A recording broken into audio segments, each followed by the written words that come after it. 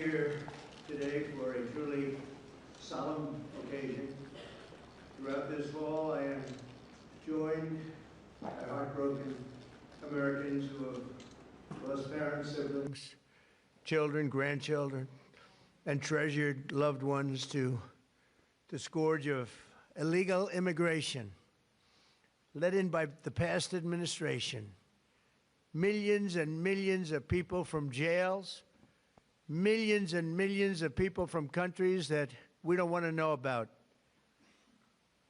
Drug dealers, murderers, 11,888 murderers were allowed into our country by the Biden administration. These are the angel families that we love, that for decades our government betrayed and our media totally ignored, and I've seen it. When I first got involved with the angel families, I had a meeting. It was so sad. And they got up and spoke, and the media literally just turned off the cameras. They didn't want to hear them. It was my first glimpse as to what was happening. These are sick people that cover stories like that, or that don't cover them, which is worse. Everyone in this room not only suffered an infinite loss, they were the victims of politicians who put the comfort of foreign criminals before the safety of American citizens and American patriots. Their stories were censored and suppressed like maybe almost never before, so that the politicians could open our borders and allow our nation to be invaded. If we didn't win the election, our nation would right now be destroyed. But under the Trump administration, their suffering is forgotten no longer. In just a few moments, I officially sign a proclamation that I've been waiting to sign for a long time, including my first administration. There were so many different legal roadblocks, it was incredible. But we got it done, and I'm doing it today. February 22nd is going to be National Angel Family Day. Very important. So many incredible family members and friends, parents and children. On February 22nd, 2 years ago, a brilliant 22-year-old nursing student named Laken Hope Riley went out for a run on a college campus in Georgia. Laken was viciously attacked, brutally beaten and murdered by an illegal alien gang member who the last administration heartlessly released into our country. No problems. Let them in. They let in everybody. They didn't check anybody. They let in everybody. Among the first bills I signed into law after taking office last year was the Laken Riley Act. I'm so proud of it. To ensure illegal alien criminals are rapidly removed from the United States of America, if that's okay with the media. That bill has already been really playing a big role in the life of our country. It's resulted in over 21,000 illegal alien arrests, 21,000.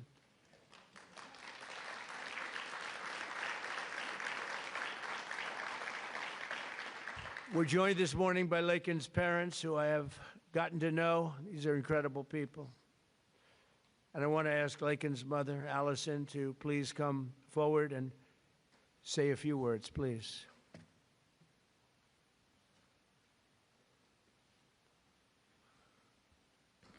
Hi, Allison. Hi, sweetie. Well, this is unexpected, but I think that a lot of people feel like that President Trump is maybe different than the version I've gotten to know. And I just can't thank you enough. You have said from the beginning, literally the day after this happened, that you would not forget about Laken. You weren't president at that time, and you have not forgotten. You have fought a fight that most people would not want to have to fight. Most people wouldn't. They would just say it's just easier not to do this. And President Trump you are doing a thankless job that most people just wouldn't do. And I just can't thank you enough. There are just not enough words to say. Because if you lived the nightmare that we have lived, you understand the importance of the job that he's doing and securing our nation and fighting for our families. Because this could be any family. This happened to my family. This could be any one of your families. And Laken was the most responsible, hardworking, kind, selfless, beautiful Christian. And she wasn't somebody that put herself in bad positions. She didn't make bad choices. She was just a good girl. And she just wanted to go for a run that morning after she'd gotten up at 4 o'clock the morning before to decorate her roommate's door for her birthday. And she did everything for everyone else. She expected nothing in return. She just wanted to be a good friend and a good sister and a good daughter and a hardworking nurse. She was working so hard for. And I'm beyond blessed and thankful that you're honoring not just Laken, because she's one in a ton of people that have suffered at the hands of illegal immigrants. She's not the only one. And so thank you for honoring all of them, not just Laken. And we're just beyond grateful. Thank you. Thank you so much, Joe. Thank you.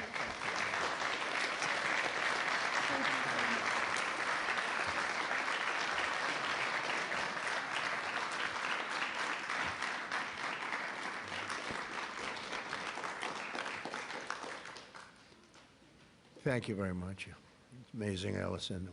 You have to go through this. Doesn't get that much easier, does it? Right? Even with time. It's been a while now, and it doesn't get that much easier. But I want to thank you for your incredible courage. We're all courageous in a sense. Everybody in this room is courageous. And we're willing to tell the story. And that, I don't know why the news doesn't want to hear it. The Democrats don't want to hear it. The radical left, they don't want to hear it. What's not to hear? We want to stop murderers and criminals from coming into our country. I watched the mayor of Minneapolis. I watched these people saying, we want to protect murderers. I don't get it. Something's sick. They're sick. Can't have a country like that. So we appreciate the bravery of everybody in this room, actually. And Christy, I want to thank you, and I want to thank Tom in particular for, we have a border that's 100% closed now. 100%.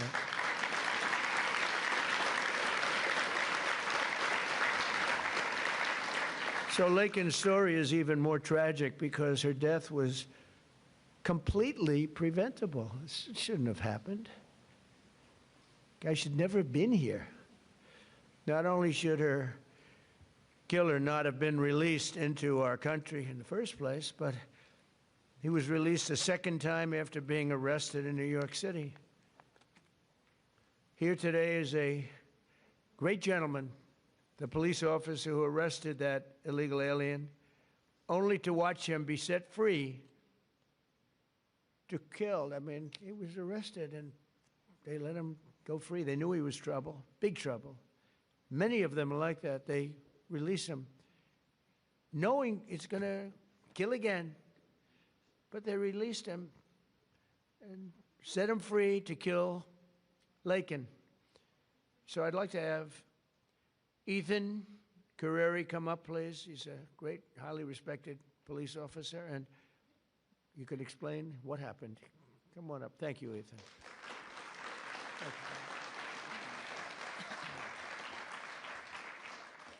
you. Mr. President, it's an honor to be here today, and it's an honor to be speaking with you guys. My name is Ethan Carreri. I'm a police officer in Palm Beach County, Florida, and a former New York City police officer. While serving the New York City Police Department, I personally arrested Jose Ibarra for endangering the welfare of a child. A few months later, I saw his face again in the news after he viciously murdered Lakem Riley.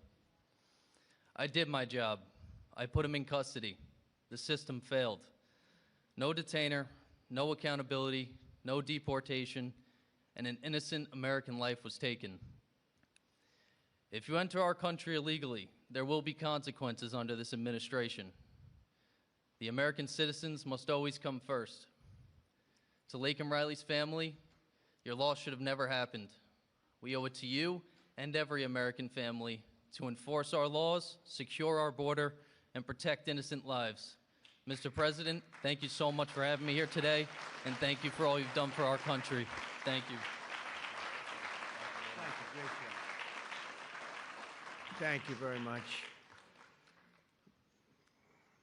I notice you left New York to come to Florida. It's in a way, it's too bad, right? But you couldn't take it anymore. They don't let you do your job. But thank you very much, Ethan. Great, highly respected person. Have to do a little checking before I introduce people, otherwise I get in trouble. Sometimes I introduce people and they say, "Sir, did you know this or that?" But you checked out very, very well. Wow. Stories like Laken's are one more reason why my administration will do everything in our power to end the scourge of sanctuary cities once and for all. They protect criminals. Why do people fight? They protect criminals with a vengeance. They fight for these criminals like murderers. They're protecting murderers. They fight for them so hard. There's something wrong with them. We're joined today by so many Angel families who are grieving a terrible loss. They've gone through hell. Steve Ronnebeck was the father of 21-year-old Grant Ronnebeck, a beautiful guy, who was shot and murdered by an illegal alien while he was working behind the counter of a convenience store in Arizona. He was working behind the counter. Steve, would you please come forward? We'll talk about your boy. Thank you very much. Thank you, Mr. President. Good to see you. You know, I spent some time with President Trump in his first election. President Trump talked about Grant even before he was elected in 2016. And finally, we had hope. We had hope that it was going to end. I was just talking to Secretary Noem that we all sat around a table one day during one of our visits to Washington. And again, the word preventable came up. All these deaths at the hands of illegal immigrants are preventable. They could have been stopped. We could have done so much more, unfortunately, at the hands of an election that we question. Somebody took their foot off the brakes and put their foot on the accelerator to let these people into our country. And it wasn't just regular people, it was criminals, it was murderers, killers, rapists. And now today, we are finally going to see that somebody's going to remember all of our loved ones. They're going to remember the names, and they're going to remember what we've all been through. Thank you, Mr. President.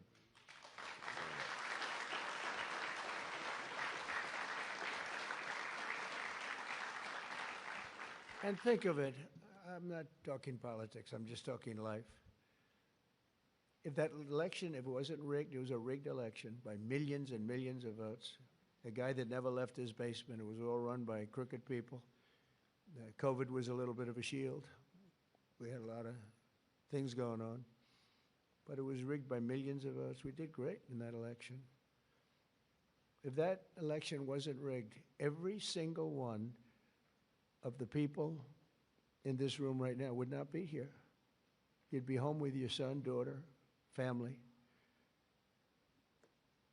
We had a strong border. You know, we solved it twice, Tom. We solved it. In 2016, the border was bad. Nothing like it was this time. It was like beautiful compared to this time. This was legendary. In the history of the world, there's never been a border like this where millions of people poured in. at least 25 million people. And many of them were the wrong people, many.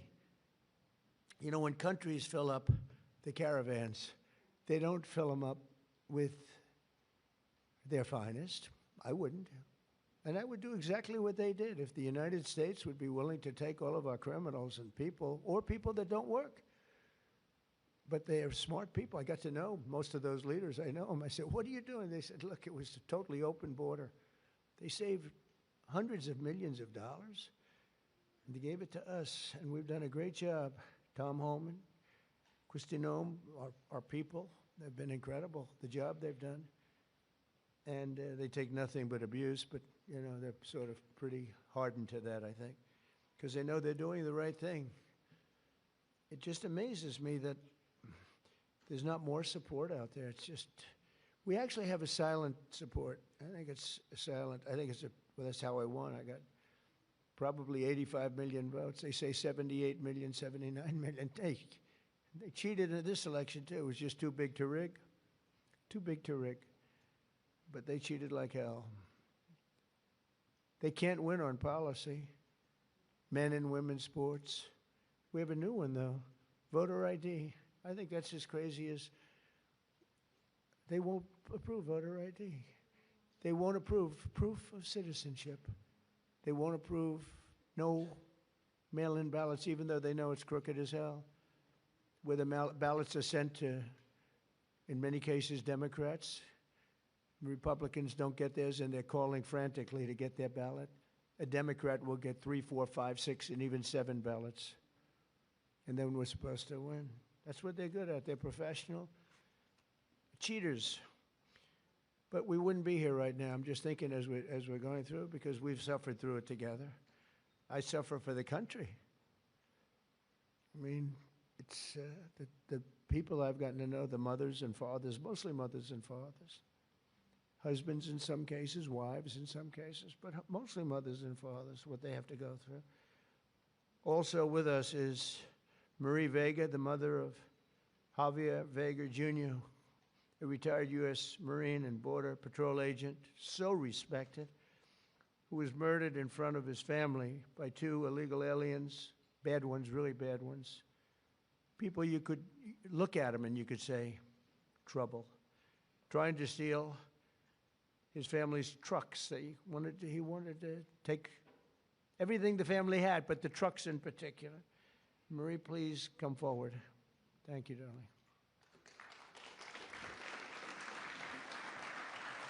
Thank you. President Trump, on behalf of my family and I, thank you for hosting this beautiful remembrance in honor of our loved ones who were killed by illegal aliens. As you said, August the 3rd, 2014, my husband Javier, my son, Marine and Border Patrol agent Javier Harvey Vega, his wife, 2 of his sons and a friend, and I were fishing in Santa Monica, Texas. Within minutes of settling in, we were ambushed by 2 illegal aliens with many priors. Without warning, they jumped out of their stolen vehicle with guns that were not supposed to be in their possession in an attempt to steal 2 4-wheel drive vehicles. While trying to defend us, Harvey was shot in the chest and killed. My husband, Javier Sr., was shot in the back. Remember, you all, children were there fishing with their friends, and they just kept shooting. You could hear the bullets just whizzing past you. Javier Sr. returned fire with this weapon, and I grabbed the AR that Harvey had attempted to defend us with, and I returned fire as well. Had we not fired back, they would have killed everyone there, including the children, so that there wouldn't be any witnesses. And they killed an amazing man, a loving and honorable dad and husband. Thank God we have you in office. Without you, America and the world would not know the consequences of open borders. Thank you for restoring law and order. Thank you for acknowledging us, the Angel families. Every day I think of you and the heavy weight of a nation that you carry with you. I can't imagine what it must be like to wake up every morning, work so diligently amid attacks and resistance from the left, to deal with the craziness, the fraud, and the swamp. But you get it done day in and day out, all while finding solutions to making America great again. You absolutely amaze me. Please know that we see it, and we, the masses, your constituents, are behind you 100%. When you were elected the first time, for the first term as president, I remember saying to my boss, this is exactly what this country needed, a businessman. You did an outstanding job then, and although you were cheated out of the second term, by the way, you won that election as well, and we know it. I knew the third term was going to be epic, and here we are, mega. Before I end this, I have to share a sweet story with you about my daddy. He absolutely hated the way people treated you and attacked you. On your third run for office, he said to me, "Mijita," which means my little daughter in Spanish, "Can you check to see if I'm up to date and still registered to vote? We need to make sure President Trump gets into office." I said, "Of course, Daddy." And I did, and I checked, and he was registered to vote. We lost a great man, April the 3rd of 2025, and that would be my daddy. Again, thank you for everything. Thank you for backing Border Patrol and ICE and backing these families. Thank you so much. I love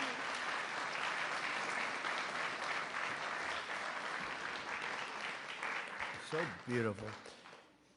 You know, I was thinking as you were saying that running again for a third time after having gone through what we went through the second time, which was so horrible, so much cheating, so much deception and viciousness, and you could see what they were going to do.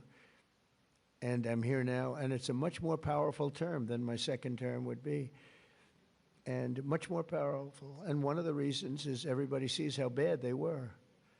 And I had to go through, and I still do, fake stories, fake polls. I mean, I had polls for the election that showed I was going to get swamped, and I won in a landslide. They were fake polls because polls are tough, you know, when you get a fake poll. I get them today. I saw one today that I'm at 40%. 40%. I'm not at 40%. I'm at much higher than that. I mean, I'd love to run against anybody. The real polls say you kill everybody. It wouldn't even be close. But you go through the fake polls, you go through the fake stories. And I said, you know, it was good because this is really a much more powerful term than I would have had if I had run, because it was just one of those things. There would be nothing to compare it to. And now they compare it to Biden and that horrible, horrible administration. And I mean it, it is more powerful. Our military is much more powerful. We rebuilt it mostly in the first term. Then they gave away a chunk of it. And as much as it was, it's very small relatively, Tom. But we gave it to the Taliban. Just walked out. We could have taken it with us. They said, oh, I think it's cheaper to leave the planes. Just put a little jet fuel and fly it to a neighbor or fly it right home. Sir, I think it's cheaper. I think we'll save money by leaving a $150 million jet on the runway. These people are crazy. But I said, and I've said to a lot of people, it's much better what happened, but not for you people, it's not. And then I go back and say, but I wish it didn't, because every one of your loved ones would be alive today. Everyone in this room, I think, maybe there's one where it could have sneaked through during our term, but I don't think so. We had a very tough border. We had we solved it in 2016, and we had a very strong border. I would say nothing is as strong as what we have now, but we had a very strong border. We had a good border. We had a sane border. It was sane. And I say, I like this much better, much more respect.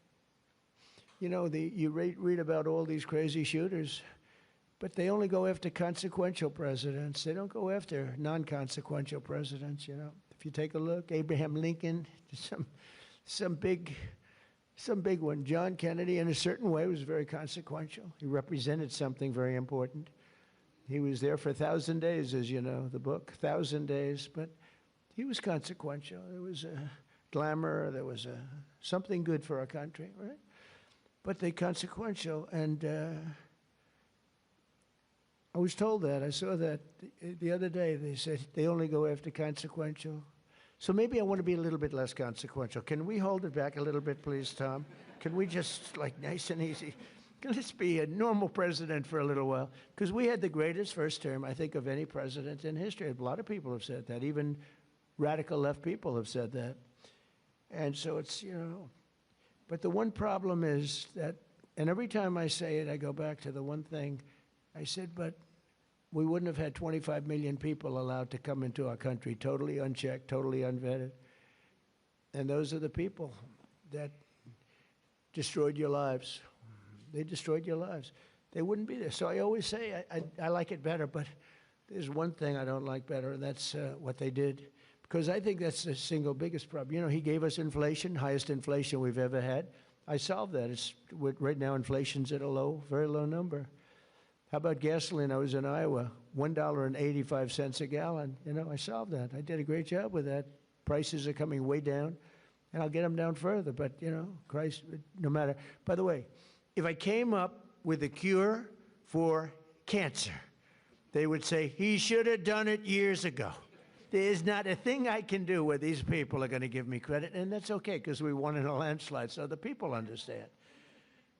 People understand. But the one thing that I regret about the election and the process, because it's a much bigger, more important, you look at what we're doing throughout the world, we're respected like we've never been before.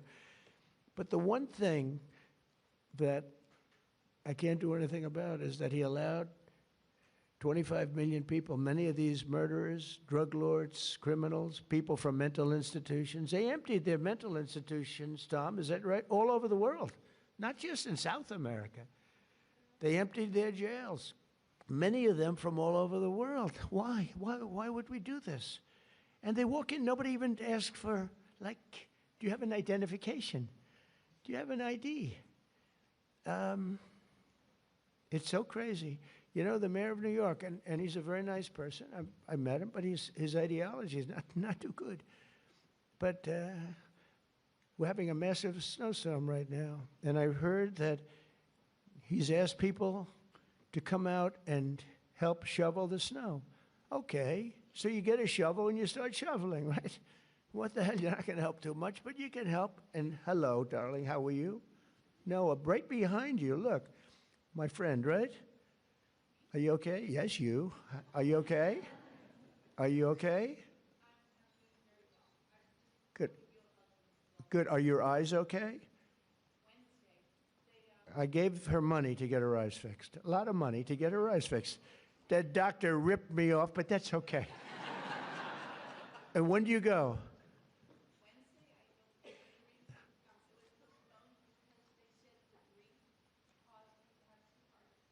Well, you get them done. It's an operation, but it's 100%. You know, it's great. It's Wednesday. Good. Are you going to have 20/20 vision? She's almost blind, cataracts. She's almost blind, and with one operation that'll take a very short period of time. Hope you have a good doctor. He's an expensive doctor, top of the line, right? But you know what? You're going to have 20/20 vision. Because I noticed you're wearing glasses. I saw you yesterday on television wearing glasses, and I said, well, but anyway. But, you know, speaking of your family, it would be a lot different right now, except for the election. So I always say, it's too bad that happened. And if I had it to do again, it's despite the tremendous job we're doing now, I wish it could have been the other way, because we wouldn't even be having this meeting right now. There'd be nobody. I wouldn't have gotten to know you. But it's gotten to know you under very bad circumstances, right? The worst circumstances. So one of those things. But the thing I can't understand is why the press isn't more supportive. They're so dishonest. The stories, the polls, they polled you, they say, oh, the angel moms. I think the angel moms are the finest people I've met. I mean, the angel moms and families and dads, but these are unbelievable people. Why are they so angry with angel moms?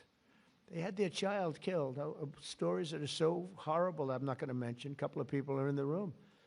What they did with the child after they murdered the child. It's not even, and these people are actually on the side of the criminal. I don't get it, Tom. Someday you're going to explain it to me, but I don't think you can either. It's crazy. Laura Wilkerson is another American mom whose 18-year-old son, Joshua was horribly beaten, tortured, and murdered by an illegal alien who went totally crazy and just went to school. And I'd like to ask Laura to come up and say a few words about Joshua. Please. Hi. Another one of my friends. One of my original friends, right? Thank you so much for having me today. My name is Laura Wilkerson, and I want to thank everybody for their help in gathering us here, the American Border Story and the White House, and all of your helpers. I thank you for that. I met a man about 11 years ago who was running for office, and he sat with us a couple of days, and he watched as the tears rolled down my face as I told him the story of how our youngest son, Joshua, was brutally beaten, tortured, strangled to death, and his body set on fire. The man next to me was President Trump. He never, ever looked away from my pain. He looked me straight in the eye, and he said, "I will never forget the story of your sweet son, and I will never give up fighting for the American family." I looked at him and I believed him. And here we are these years later, and you can tell all of the work he's done. He's never missed a day of fighting for the American family. I don't know if I've ever met a man who is more interested in this country and running this country and getting it back in shape. And I'm so grateful for what he does every single day. I can't even pretend to understand the spiritual battles that swirl around the office of the presidency and the man who owns that office. I would ask that God breathe a fresh breath of air through this administration so that he can calm those spiritual battles and allow our president to continue to do the hard work. Jesus works on my family every day, still healing us today. And I am just so incredibly grateful for the man who's in office, who never quits. He is sidelined so many times, but we know the man, Jesus, who can take care of that. And we pray today in his name that he will sweep through this country and make it right again. Thank you so much for having me. Thank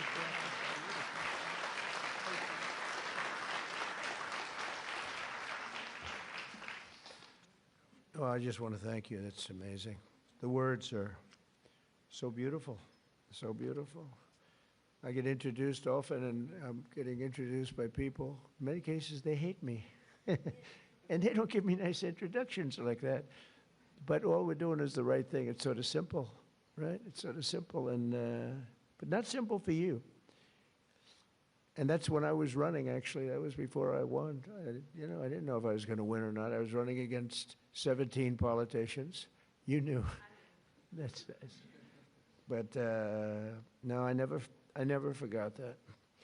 Jody Jones is a loving brother whose cherished sibling Rocky was killed by an illegal alien real monster, who went on a deranged crime spree after being released from prison as part of a California sanctuary city policy. Jody, please come up. Thank you.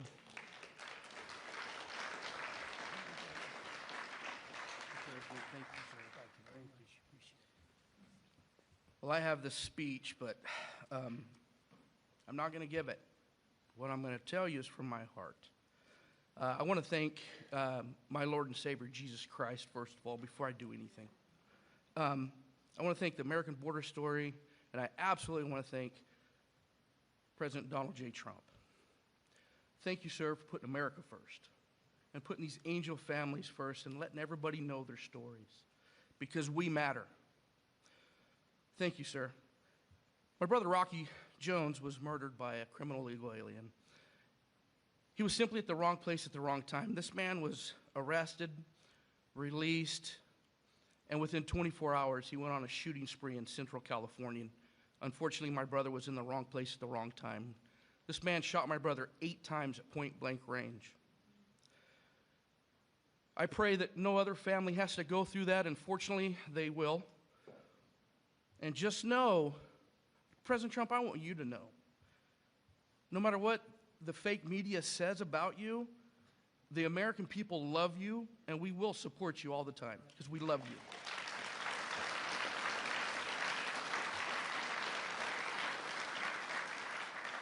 I'm sick and tired of hearing these Democratic politicians stand up on these podiums and say how sorry they are for seeing these criminal illegal aliens being ripped apart from their families. What about us? What about the American family? What about us? We mean something too. And this man right here understands it. I was listening to Grandma Cook, and she said thank you to President Trump. And I love that lady. I don't even know her. I just heard her. I just got the fire inside of me. I'm like, wow, that's an American. I love America. I want you guys to understand this. Americans are not racist. We're not xenophobic because we want a safe America and we want to put Americans first. This man's not racist because he wants to put Americans first. Are you kidding me? I know you guys hear it all the time, but we are not. And I'm going to tell you something. I love America. I love Donald Trump. I love my family. And by gosh, I love America. Thank you very much, Donald Trump. President Trump, you are the man. You are the man. I want to say this. I'm going to end here. I want to say this. I love my country. God bless you. God bless Donald Trump. And God bless America.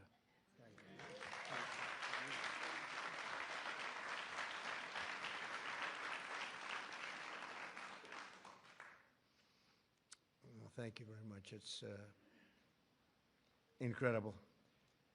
I want to now introduce somebody that I get to know pretty well. We just had a little discussion. Wonderful mothers, Patty Morin, who lost her beautiful daughter Rachel, and Tammy Nobles, who lost her daughter Kayla.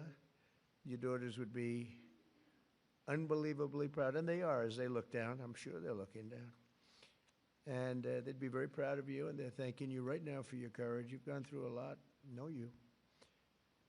And I just have to recognize some of the families. I mean, the families that are here this morning, I know many of them, not all of them. And you know, it grows at a pretty strong level, nothing like it was in the past. You remember when, during the campaign, Biden would say, and then I guess Kamala, it's the same thing, same ideology, same level of intelligence, I think.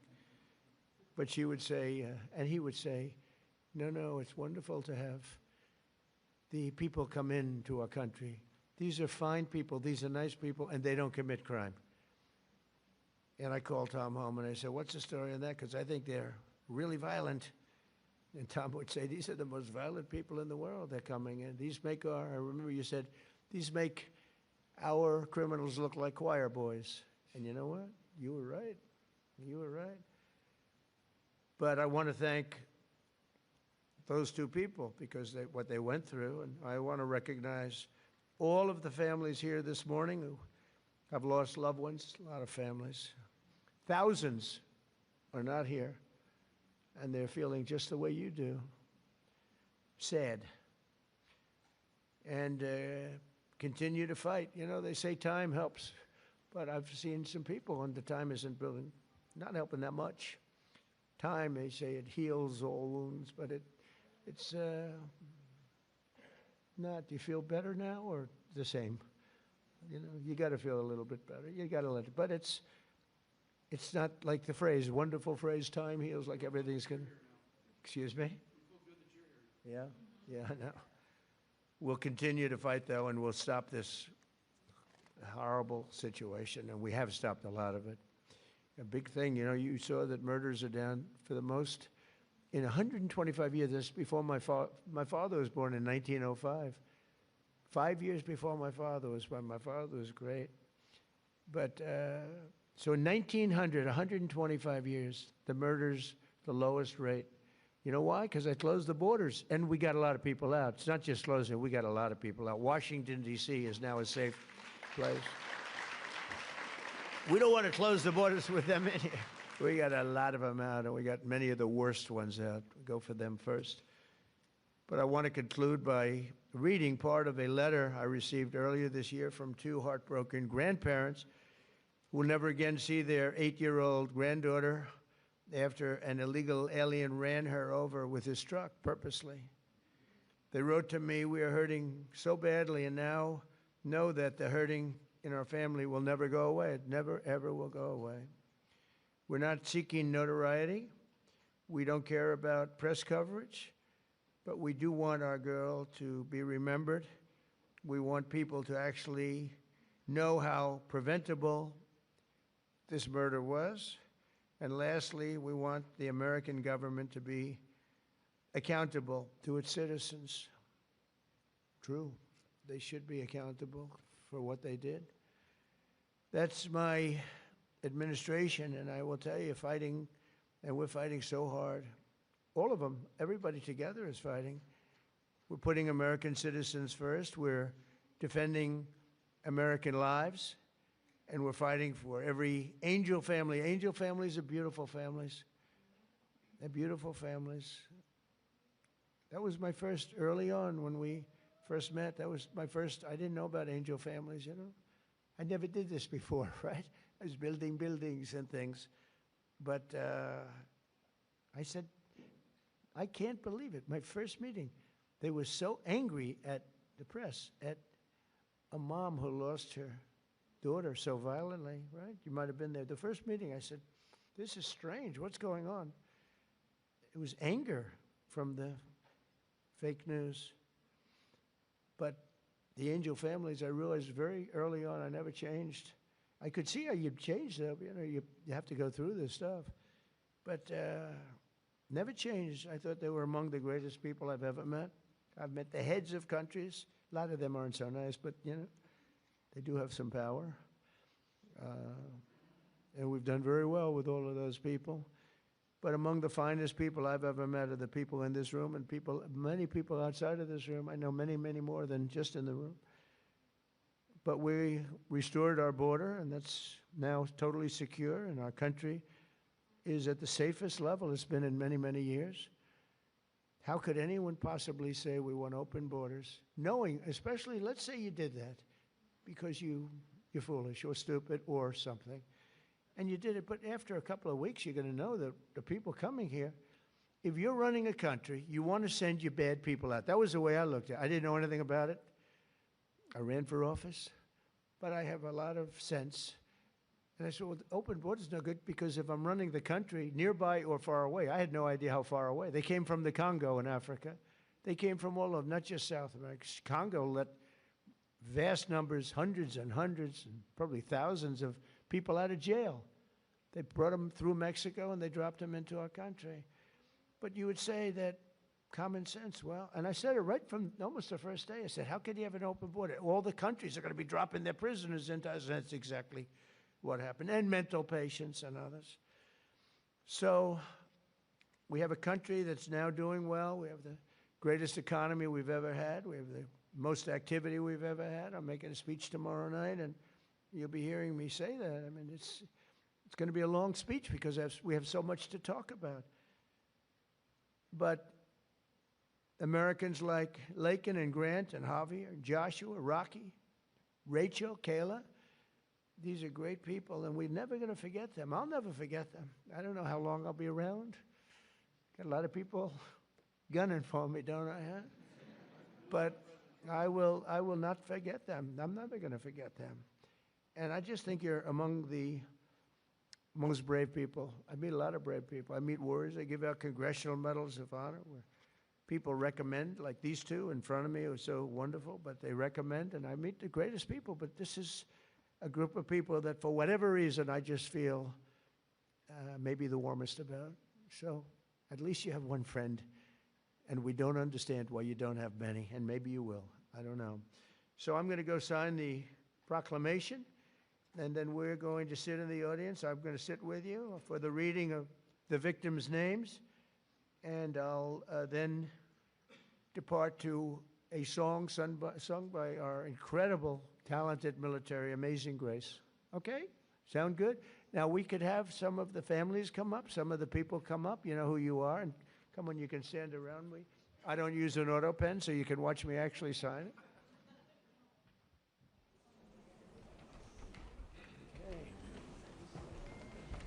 Okay. We'll do this the right way. Do you have, I want to give coins to the family, okay? Could I had one for you, and I couldn't bring anything inside. I know, Secret Service. Well, you'll get it to me. Say hi to Trump, Emma. Hi, Chuck. Hi, sweetheart. Little Emma. Oh, hi, Emma. Little Kella. Very good, beautiful. Yeah. Okay, you ready, Emma? We're going to sign this, okay? Okay.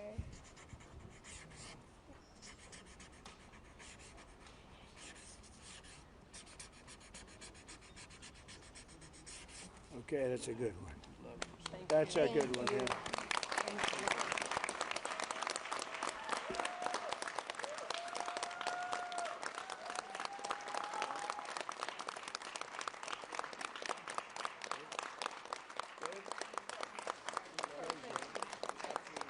Thank you very much. Thank you. Thank you very much. You take care of yourself. You can hold that. At least for a little while before. I'm not taking it. Thank you. So let's do this candle lighting, and it's very beautiful. Please. My daughter's my birthday. Thank you very much.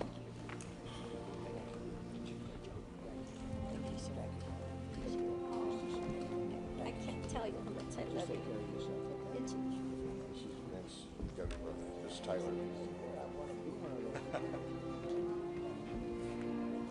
Yes, sir.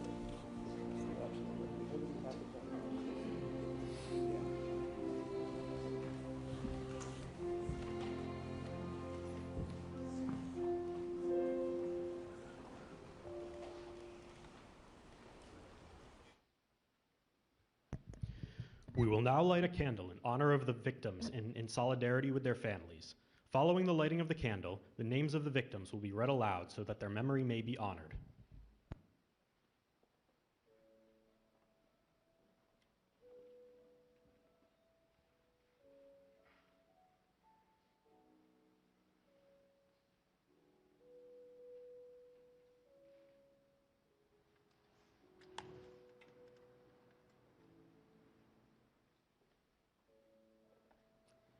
Katie Abraham, Chad Eistrup, Austin Babcock, Megan Elizabeth Ida Boz, Jesse Bird, Liam Cantu, Michael Clayton, Gail Clayton,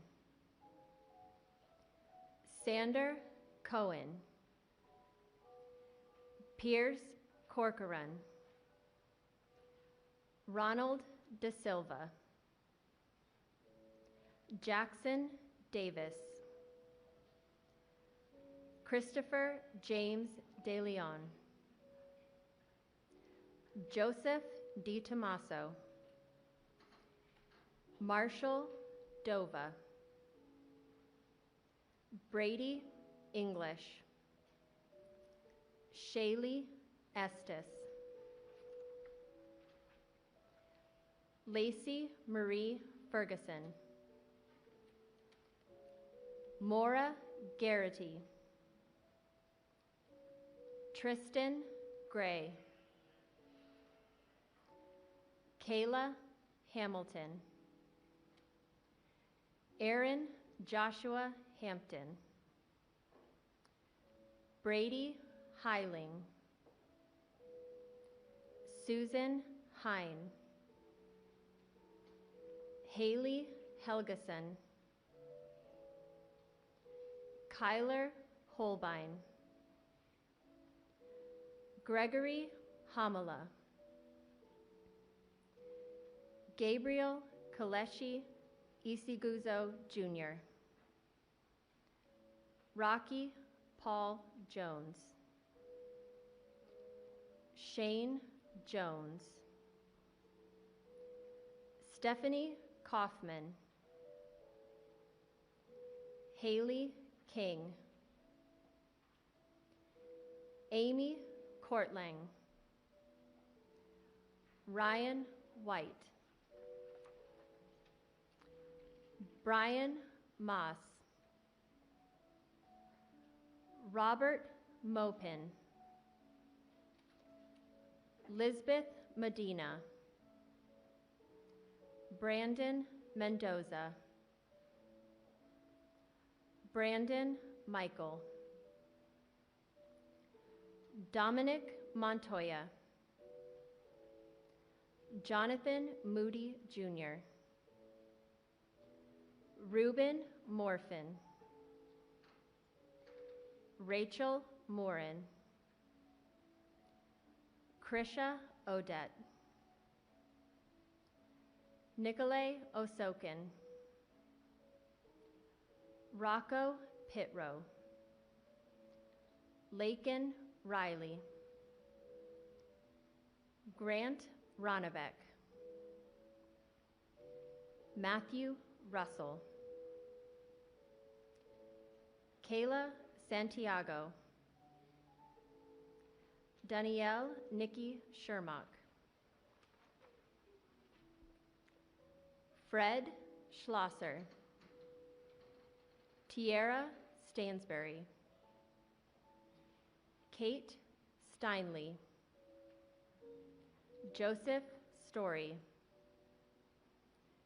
Timmy Tarnowski, Brian Terry, Anya Varfolomeyev, Javier Vega Jr., Joshua Aaron Wilkerson, Carlos Wolf, Joseph Zhang Jr.